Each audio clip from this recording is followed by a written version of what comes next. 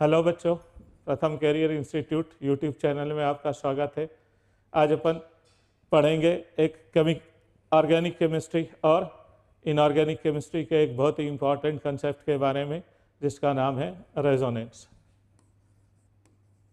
तो रेजोनेंस क्या होता है, इसका कंसेप्ट क्यों दिया गया है और इससे क्या इफ़ेक्ट पड़ते हैं, इसके अपन इस चीज़ पे डिस्कस करेंगे। तो सबसे पहले अपन देखते हैं कि रेजोनेंस की कंसेप्ट दिया क्यों गया है। कुछ कंपाउंड्स ऐसे होते हैं बच्चों जिनकी एक स्ट्रक्चर की हेल्प से उनकी सभी प्रॉपर्टीज़ को एक्सप्लेन नहीं कर सकते हैं। तो इन कंपाउंड्स की सभी प्रॉपर्टीज़ को एक्सप्लेन करने के लिए कुछ कंपाउंड्स की एक से ज़्यादा स्ट्रक्चर्स का कंसेप्ट दिया गया है और इस कंसेप्ट को रेजोनेंस बोला जाता है। और जो बनने वाली स्ट्रक्चर्स है उनको बोला जाता है रेजोनेटिंग स्ट्रक्चर। इसको अपन एक छोटे से एग्जांपल से समझने की कोशिश करते हैं कि सबसे पहले रेजोनेंस का कंसेप्ट दिया गया था बेंजीन में। तो बेंजीन की बच्चों आपने ये स्ट्रक्चर देखी होगी। कौन सी स्ट्रक्चर देखी है, फर्स्ट या सेकंड, बताओगे? First, second? अच्छा, दोनों देखी है, ठीक। तो बेंजीन की ये दो स्ट्रक्चर्स मोस्ट कॉमन है जो आपने देखी होगी, है ना। तो ये दो स्ट्रक्चर सबसे पहले बेंजीन की प्रॉपर्टीज़ को एक्सप्लेन करने के लिए दी गई थी और ये साइंटिस्ट केकुले ने दी थी बेंजीन की दो स्ट्रक्चर। तो इनको केकुलेज स्ट्रक्चर बोला जाता है।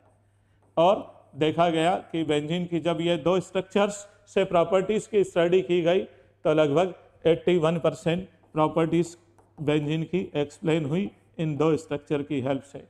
तो फिर बाकी 19% प्रॉपर्टीज़ को एक्सप्लेन करने के लिए तीन और स्ट्रक्चर एक दूसरे साइंटिस्ट द्वारा प्रपोज की गई है, उनको बोला जाता है डिवार्स स्ट्रक्चर्स। क्या बोला जाता है? डिवार्स स्ट्रक्चर। ये तीन स्ट्रक्चर्स है, मतलब दो स्ट्रक्चर केकुले ने दी थी और तीन स्ट्रक्चर्स ये साइंटिस्ट डिवार ने दी थी। तो कुल मिला के बेंजीन की ये 5 रेजोनेटिंग स्ट्रक्चर है जिनकी हेल्प से बेंजीन की प्रॉपर्टीज़ को एक्सप्लेन किया जाता है। तो ये स्ट्रक्चर्स में अपन देखते हैं कि होता क्या है और इन स्ट्रक्चर्स के लिए कोई सिंबल यूज होता है क्या। तो रेजोनेंस के लिए बच्चों इस सिंबल डबल हेडेड एरो वाले सिंबल का यूज़ किया जाता है। मतलब ये सिंबल जिन स्ट्रक्चर्स के बीच में है तो आप समझ जाइएगा कि ये रेजोनेटिंग स्ट्रक्चर्स हैं। कौन से स्ट्रक्चर्स हैं? Resonating structures. इन रेजोनेटिंग स्ट्रक्चर्स को मेसोमेरिक स्ट्रक्चर भी बोला जाता है, यानी दूसरा नाम हो गया मेसोमेरिक स्ट्रक्चर्स। पहला नाम रेजोनेटिंग स्ट्रक्चर्स और दूसरा नाम मेसोमेरिक स्ट्रक्चर्स है। क्या इनका कोई और नाम भी है, बता पाओगे आप? हाँ हाँ हाँ दिनेश, यस यस, गुड। तो इनको बोला जाता है कैनोनिकल स्ट्रक्चर्स बोला जाता है। तीसरा नाम है इनका कैनोनिकल स्ट्रक्चर्स बोला जाता है। क्या? कैनोनिकल स्ट्रक्चर्स बोला जाता है। इनको कंट्रीब्यूटिंग स्ट्रक्चर्स भी बोला जाता है। क्या बोला जाता है? कंट्रीब्यूटिंग स्ट्रक्चर्स भी बोला जाता है। तो अपन ने देखा रेजोनेंस में क्या कि रेजोनेंस क्या है कि कुछ कंपाउंड्स ऐसे हैं जिनकी एक स्ट्रक्चर की हेल्प से इनकी पूरी प्रॉपर्टीज़ को एक्सप्लेन नहीं किया जा सकता है। तो इन कंपाउंड्स की सभी प्रॉपर्टीज़ को एक्सप्लेन करने के लिए इनकी एक से ज़्यादा स्ट्रक्चर्स का कंसेप्ट दिया गया है। इस कंसेप्ट का नाम है रेजोनेंस या मेसोमेरिज्म। और ये जो बनने वाली एक से ज़्यादा स्ट्रक्चर्स है इनको बोला जाता है रेजोनेंस स्ट्रक्चर या मेसोमेरिक स्ट्रक्चर्स। और दो और नाम है इनका, कैनोनिकल स्ट्रक्चर्स या कंट्रीब्यूटिंग स्ट्रक्चर बोला जाता है। अब क्वेश्चन ये उठता है कि कंट्रीब्यूटिंग स्ट्रक्चर क्यों बोला गया इनको और इससे होता क्या है, क्यों दी गई है इनमें, इन स्ट्रक्चर्स में क्या सिमिलरिटी रहती है और क्या चीज़ डिफरेंट होती है, इस चीज़ पे अपन डिस्कस करेंगे। तो देखिए बच्चों कि इन सभी स्ट्रक्चर्स में ये पता ही है आपको कि ये कार्बन एटम है कॉर्नर्स पे। तो सभी स्ट्रक्चर में कार्बन एटम की वही पोजीशन है। जहाँ पर कार्बन एक स्ट्रक्चर में है वहीं पर दूसरी स्ट्रक्चर में है, तीसरी स्ट्रक्चर में भी कार्बन की पोजीशन वही है और चौथी स्ट्रक्चर में भी कार्बन की पोजीशन वही है और फाइनल पांचवी स्ट्रक्चर में भी फाइनली कार्बन की पोजीशन वही है। तो कार्बन की पोजीशन वही है, मतलब एटम की पोजीशन नहीं बदलती है। फिर अपन चले आगे देखें कि ये देखिए ये सिग्मा बॉन्ड है, तो सिग्मा बॉन्ड की पोजीशन भी सभी रेजोनेटिंग स्ट्रक्चर में सेम है, यानी इसमें भी वही पोजीशन है सिग्मा बॉन्ड की जो पोजीशन है दूसरे स्ट्रक्चर में। अब इधर हाइड्रोजन जुड़ा हुआ है तो हाइड्रोजन की पोजीशन भी सभी स्ट्रक्चर्स में सेम होती है। क्या होती है? सभी स्ट्रक्चर्स में सेम होती है। तो यानी ओवरऑल नतीजा यह निकला कि रेजोनेटिंग स्ट्रक्चर्स में सिग्मा बॉन्ड की पोजीशन चेंज नहीं होती है, एक चीज़। दूसरी बात कि नंबर ऑफ एटम्स जितने होते हैं एक स्ट्रक्चर में उतने ही दूसरे स्ट्रक्चर में होते हैं। इसमें भी 6 कार्बन है, इसमें भी 6 कार्बन है। तीसरी बात कि यह देखो हाइड्रोजन भी उतने ही हैं, इसका मतलब नंबर किसी भी टाइप के एटम की नंबर चेंज नहीं होती है। एटम्स की पोजीशंस भी चेंज नहीं होती है, एटम जहाँ है वही रहता है, यानी नंबर भी चेंज नहीं होगी, एटम की पोजीशन भी नहीं चेंज होगी, टाइप भी चेंज नहीं होगा। ऐसा नहीं कि एक स्ट्रक्चर में 4 कार्बन आ गए, दूसरी में बोले सर 4 हाइड्रोजन रख दे, क्या? नहीं, 4 कार्बन है तो 4 कार्बन ही रहेंगे, 6 हाइड्रोजन है तो 6 हाइड्रोजन ही रहेंगे। यानी सभी रेजोनेटिंग स्ट्रक्चर में कार्बन की नंबर, हाइड्रोजन की नंबर, ऑक्सीजन की नंबर या कोई दूसरा एटम है उस सब एटम्स की नंबर भी सेम होगी, उनकी पोजीशन भी सेम होगी, सिग्मा बॉन्ड की पोजीशन भी सेम होगी। तो डिफरेंट क्या है? डिफरेंट यह है पाई बॉन्ड की पोजीशन। क्या है? पाई बॉन्ड की पोजीशन डिफरेंट है। ये देखो यहाँ पे क्या हो रहा है कि ये इन दोनों के बीच में पाई बॉन्ड है, यहाँ पर इन 2 कार्बन के बीच में पाई बॉन्ड है, इस स्ट्रक्चर ये 2 कार्बन के बीच पाई बॉन्ड है, और इस स्ट्रक्चर में ये पोजीशन चेंज हो गई। यानी ये चीज़ अपने को समझ आई है कि रेजोनेटिंग स्ट्रक्चर में पाई बॉन्ड या पाई इलेक्ट्रॉन, पाई बॉन्ड और पाई इलेक्ट्रॉन, जैसे आपको बताया है कि एक बॉन्ड मतलब हो गया 2 इलेक्ट्रॉन के बराबर, कि 2 इलेक्ट्रॉन से एक बॉन्ड फॉर्म होता है तो अपन बॉन्ड बोले या इलेक्ट्रॉन बोले। अगर 10 बॉन्ड है यानी 20 इलेक्ट्रॉन है, तो पाई बॉन्ड की पोजीशन चेंज हो गई। तो पाई बॉन्ड की पोजीशन ये देखो, इसमें यहाँ थी, ये यहाँ आ गया, यहाँ था, यहाँ आ गया, यहाँ था, ये यहाँ आ गया। इसमें भी ऐसा ही है कि पाई बॉन्ड की पोजीशन डिफरेंट है सभी रेजोनेटिंग स्ट्रक्चर्स में।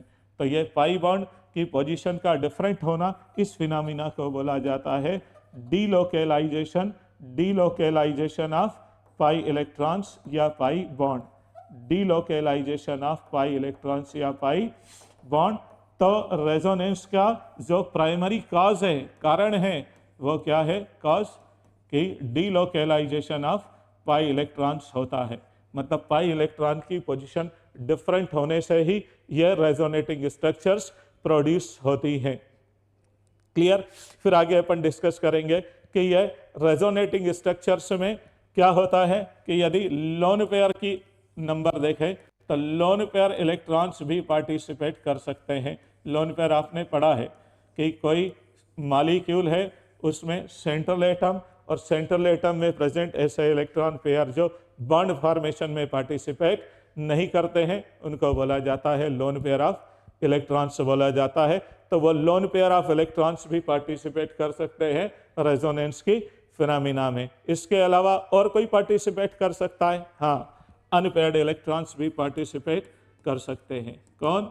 अनपेयर्ड इलेक्ट्रॉन्स भी पार्टिसिपेट कर सकते हैं। तो unpaired electron, lone pair electron और पाई बॉन्ड या पाई इलेक्ट्रॉन, ये तीनों का डीलोकेलाइजेशन हो सकता है। पर एक बात जरूर याद रखें कि पाई बॉन्ड का डीलोकेलाइजेशन होगा, अनपेयर्ड का होगा, लोन पेयर का डीलोकेलाइजेशन होगा, पर इनकी नंबर सभी स्ट्रक्चर्स में सेम होगी। जैसा यहाँ अपन ने देखा कि इसमें क्या है, 3 पाई बॉन्ड्स है इन तीनों स्ट्रक्चर में, इस स्ट्रक्चर में भी 3 पाई बॉन्ड है, इस स्ट्रक्चर में भी 3 पाई बॉन्ड है, इस स्ट्रक्चर में भी 3 पाई बॉन्ड है, और इस फाइनली इस स्ट्रक्चर में भी 3 पाई बॉन्ड है। इसी तरह से क्या होगा कि यदि अनपेयर्ड इलेक्ट्रॉन की नंबर किसी स्ट्रक्चर में, रेजोनेटिंग स्ट्रक्चर में एक, रेजोनेटिंग स्ट्रक्चर में 1 है तो सभी में ही 1 होगी अनपेयर्ड इलेक्ट्रॉन्स की नंबर। क्लियर? अब ये क्लियर हो चुका है कि डिफरेंस क्या है रेजोनेटिंग स्ट्रक्चर्स में और सिमिलरिटी क्या है। डिफरेंस क्या है कि पाई बॉन्ड की पोजीशन जो रहती है वो डिफरेंट होती है, लोन पेयर की पोजीशन डिफरेंट हो सकती है, अनपेयर्ड के इलेक्ट्रॉन की पोजीशन डिफरेंट हो सकती है, पर उनकी नंबर सेम होती है। और क्या सेम होता है? नंबर ऑफ एटम्स सेम होते हैं, टाइप्स ऑफ एटम सेम होते हैं, सिग्मा बॉन्ड की पोजीशन सेम होती है, पाई बॉन्ड की पोजीशन चेंज होती है, सिग्मा बॉन्ड की नंबर सेम होती है। तो इस तरह से ये रेजोनेटिंग स्ट्रक्चर्स दी गई हैं किसी कंपाउंड की एक से ज़्यादा प्रॉपर्टीज, किसी कंपाउंड की सभी प्रॉपर्टीज को एक्सप्लेन करने के लिए। अब क्वेश्चन ये उठता है कि क्या एक कंपाउंड है उसकी इतनी सारी स्ट्रक्चर्स रहेंगी? इतनी सारी स्ट्रक्चर्स रहेंगी क्या? नहीं, ये सब जो स्ट्रक्चर है ना, ये सब इमेजिनरी स्ट्रक्चर्स होती है। क्या होती है? इमेजिनरी स्ट्रक्चर होती है। मतलब सिर्फ इमेजिन किया गया है कि यह इस तरह की स्ट्रक्चर है। जो एक्चुअल स्ट्रक्चर होती है बेंजीन की वो इस तरह की होती है। यह जो एग्जिस्टिंग स्ट्रक्चर होती है यह होती है, जो वास्तव में स्ट्रक्चर पाई जाती है वो ये होती है। और इस स्ट्रक्चर की सभी प्रॉपर्टीज को एक्सप्लेन करने के लिए ये इमेजिनरी या कैनोनिकल स्ट्रक्चर्स दी गई है ना।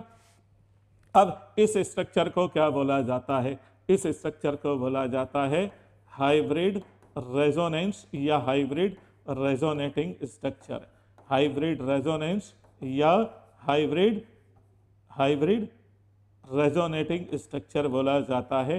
तो ये एक ऐसे स्ट्रक्चर है जो एक्चुअल स्ट्रक्चर होती है, मॉलिक्यूल की रियल स्ट्रक्चर होती है। मतलब ये स्ट्रक्चर ही केवल ऐसी है जो रियल है मॉलिक्यूल की, और बाकी ये सब इमेजिनरी स्ट्रक्चर है। अब अपन ने यह देखा कि यह बेंजीन है, इसकी दो स्ट्रक्चर जो है केकुले ने दी थी, इससे 18%, और फिर यह तीन स्ट्रक्चर जो साइंटिस्ट डिवार ने दी थी, इससे 19% बचे हुए प्रॉपर्टीज को एक्सप्लेन किया गया है। मतलब यह चीज़ पता लगी कि कोई एक अकेली स्ट्रक्चर, रेजोनेटिंग स्ट्रक्चर कंपाउंड के सभी प्रॉपर्टीज को एक्सप्लेन नहीं कर सकती है। तो क्या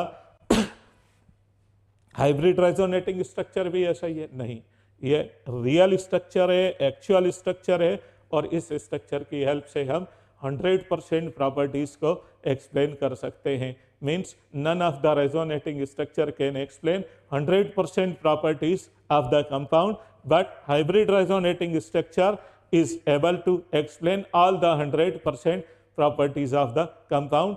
And among all these structures, means if we compare the resonating structures and hybrid resonating structure, then hybrid resonating structure is the most stable. इसका मतलब यह है इन सभी स्ट्रक्चर्स की, बाकी सभी स्ट्रक्चर की, रेजोनेटिंग स्ट्रक्चर्स की स्टेबिलिटी जो है हाइब्रिड रेजोनेटिंग स्ट्रक्चर से कम होती है।